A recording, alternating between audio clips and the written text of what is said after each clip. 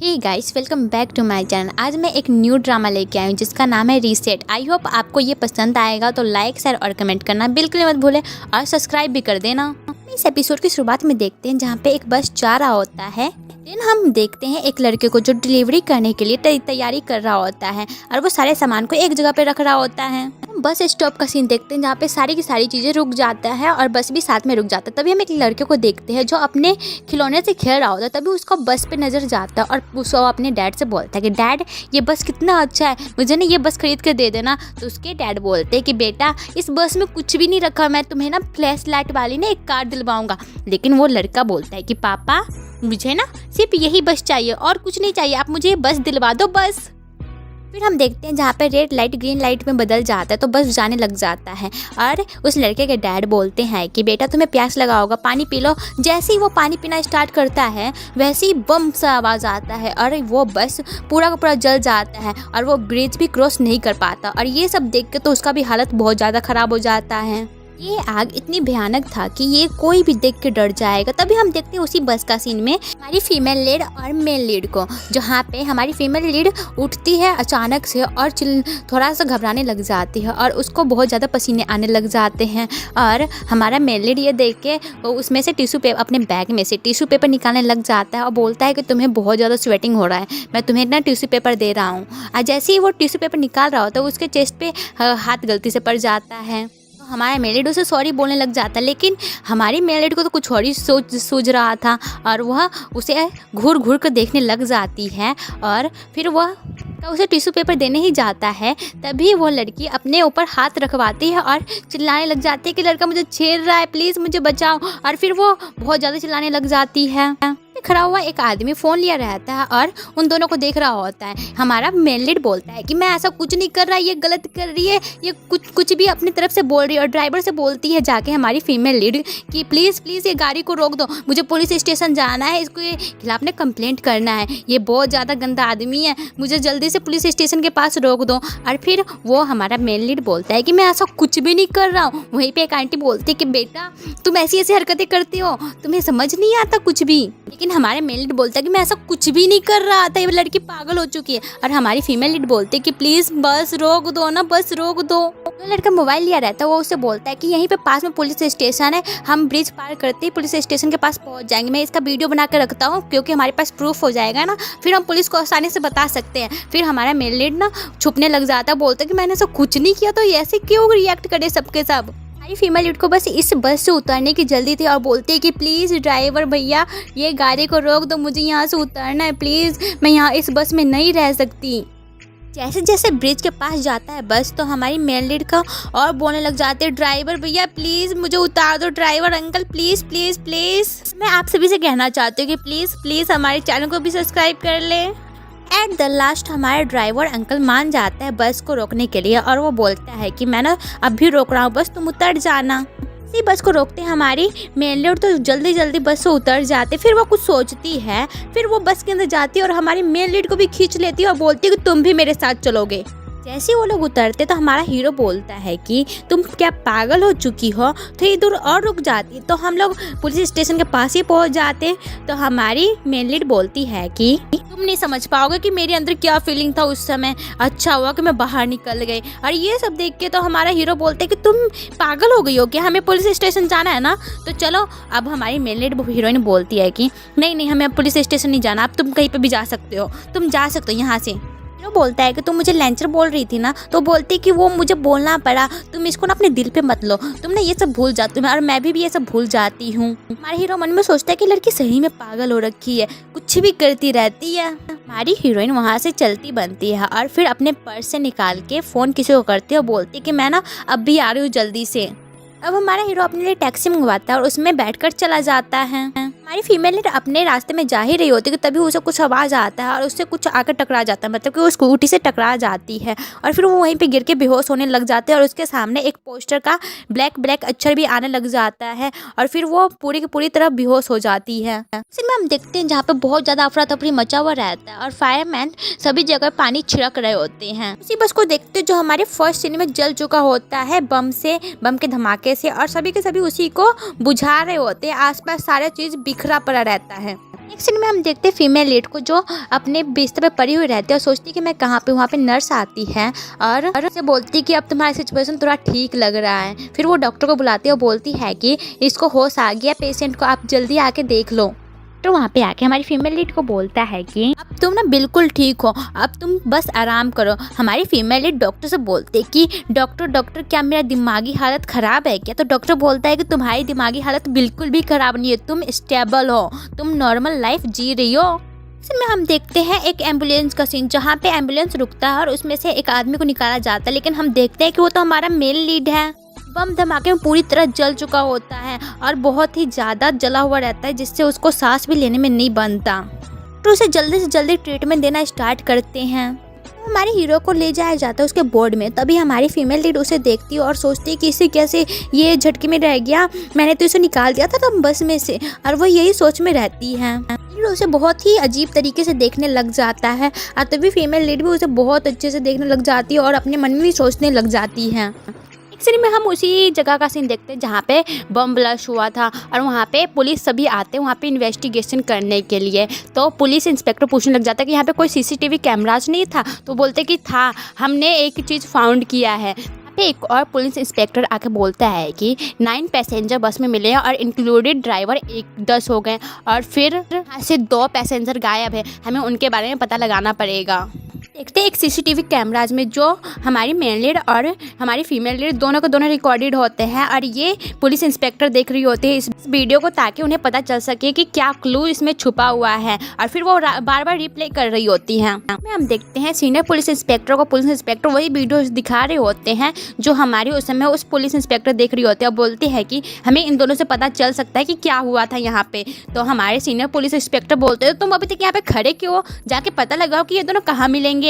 Scene में हम उन्हीं दोनों इन्वेस्टिगेटर को डॉक्टर के पास देखते हैं जहाँ पे वो ली सीजिंग मतलब कि हमारी फीमेल लीड के बारे में बोल रहे होते हैं कि ली सीजिंग अब भी हेड ट्यूमर से सर्फिंग कर रही है और मुझे लगता है कि वो ना माइंड में कंफ्यूजन बना रही है जिससे वो इमेजिनेशन में पहुंच जा रही है, तो उसको ना अवॉइड करने की कोशिश करना। हम फिर उन सभी को देखते हैं सीजिंग के कमरे में जहाँ पे ली सीजिंग उठ के बैठने लग जाती है और वहाँ पे एक पुलिस इंस्पेक्टर आकर बोलने लगता है कि तुम सीजिंग हो ना जो उस बस में सफ़र करी थी, मेरा नाम है यांग फैंग और ये मेरा कलीग्स है, हम दोनों तुमसे ना क्वेश्चन पूछेंगे और सच्ची सच्ची जवाब देना, ठीक है।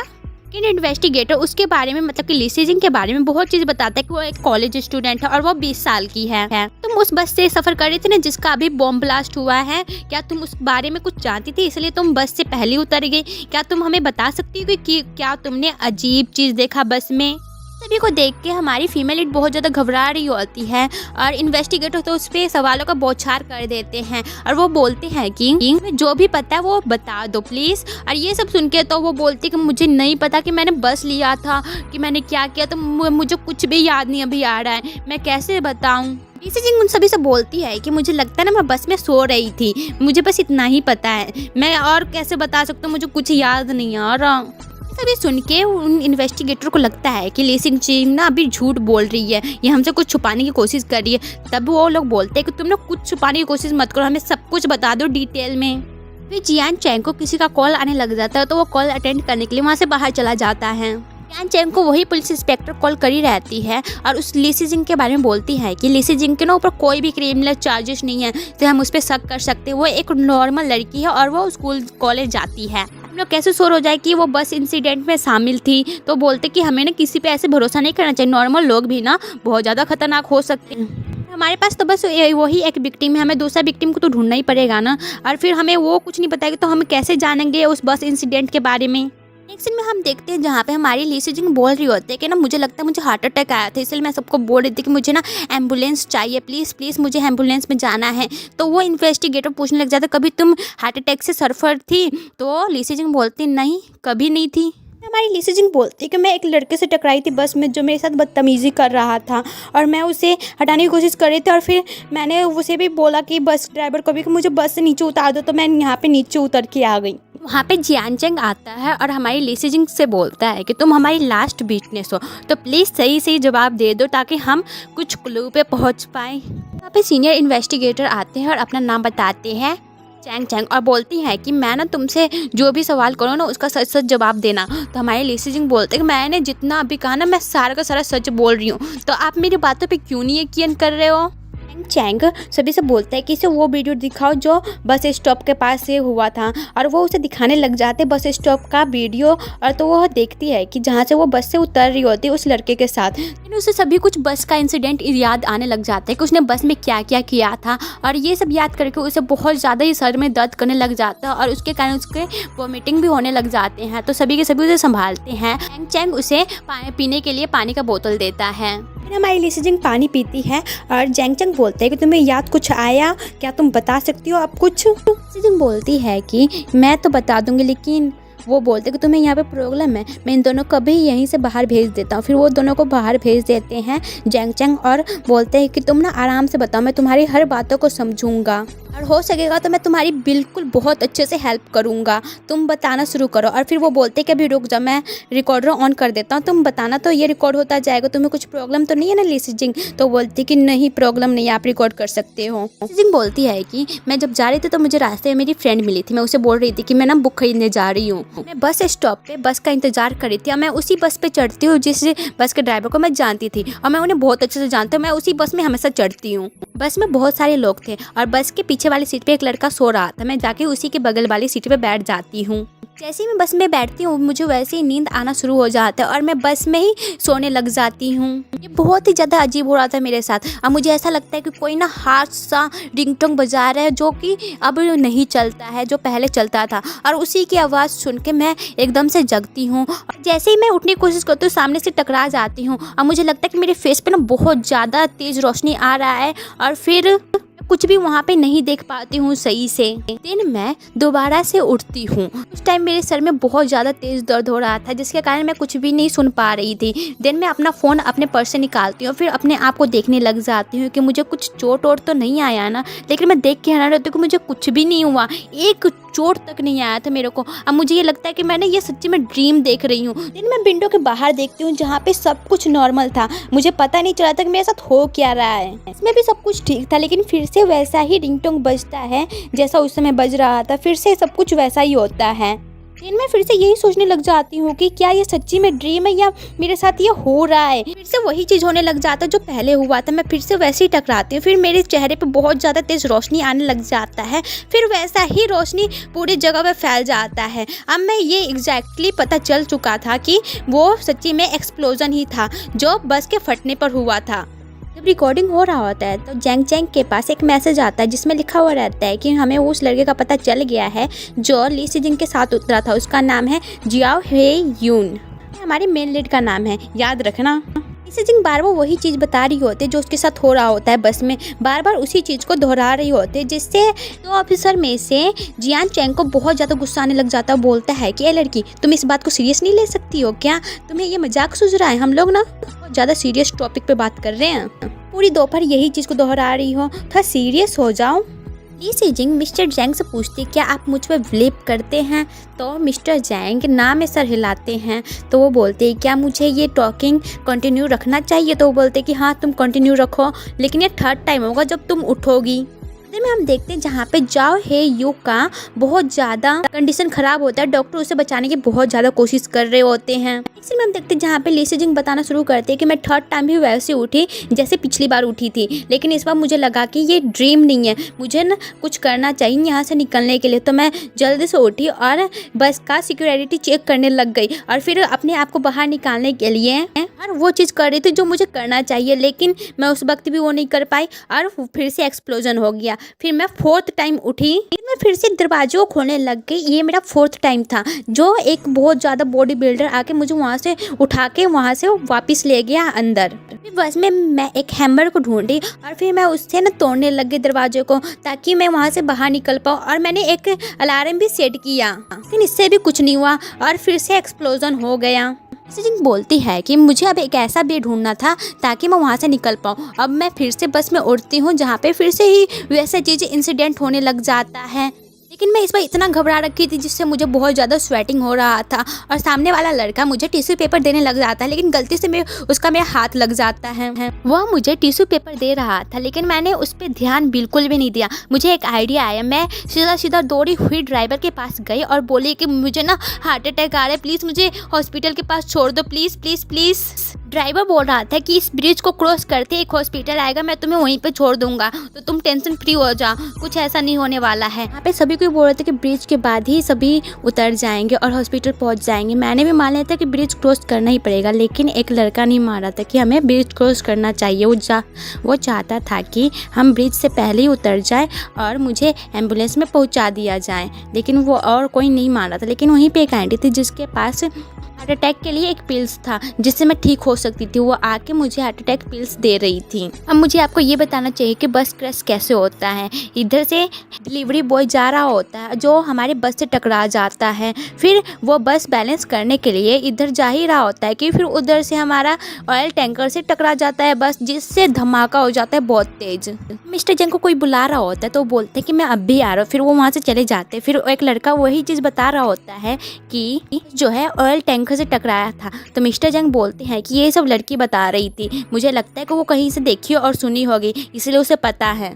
मिस्टर जंग वहाँ पे वापस आ जाते तो ली सिजिंग बोलती है कि आप मेरी बातों पे विश्वास नहीं कर रहे ना, पहले मैं भी नहीं कर रही थी, मुझे ही लग रहा था कि मैं ये ना ज़्यादा ही कुछ सोच रही हूँ, मैं खुद को ही बेवकूफ़ समझ रही थी, लेकिन मैं सच्ची बोल रही हूँ कि मैंने ये सब जो देखा है और मेरे साथ ये हुआ है, बस ये सिर्फ मेरे साथ ही हुआ है और किसी के साथ नहीं हुआ। मिस्टर जंग बोलती कि उस एक्सप्लोजन के बाद तुम फिर से उठी थी क्या, तो वो बोलती कि हाँ, ये था मेरा 6th टाइम जब मैं ऐसे ही उठी थी और मेरे सामने बैठा हुआ था वही लड़का।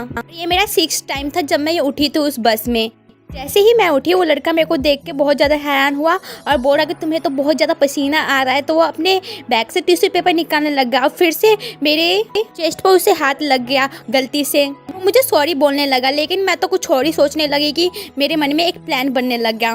उसकी तरफ बहुत ही ज़्यादा हैरानी से देखने लग गई और वो लड़का मुझे सॉरी ही बोलता जा रहा था और मैं उसे खींच के अपने चेस्ट पे हाथ रखवाई और बोलने लगी कि ये मुझे छेड़ रहा है, प्लीज़ मुझे बचा लो, प्लीज़ मुझे बचा लो। और मुझे पता था कि वो कोई लैंचर नहीं है, मैंने जानबूझ के ये सब किया था और ये प्लान मेरा वर्क भी करता है, हम दोनों को बस ड्राइवर नीचे उतार देता है। मिस्टर जैंग हमारी ली सिजिंग से बोलते हैं कि बस ड्राइवर कैसे मान गया, वो जानता था ना कि पुलिस स्टेशन पास में है तो वहीं पे ले जाता और उस लैंचर को पुलिस के हवाले कर देता, लेकिन वो कैसे मान गया कि तुम्हें वहीं पे उतार दिया बस स्टॉप से पहले, ऐसा तो नहीं कर सकता।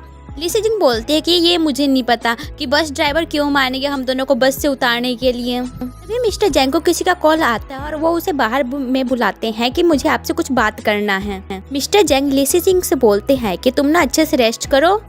मिस्टर जैंग से बोलती कि मैं सही में झूठ नहीं बोल रही, मेरे साथ ये चीज़ हुआ है, लेकिन मिस्टर जैंग ये सब बात नहीं सुनते हैं और वहाँ से चले जाते हैं। वो लड़का मिस्टर जैंग से बोलता है कि जो टैक्सी पैसेंजर लिया था ना वो मर चुका है।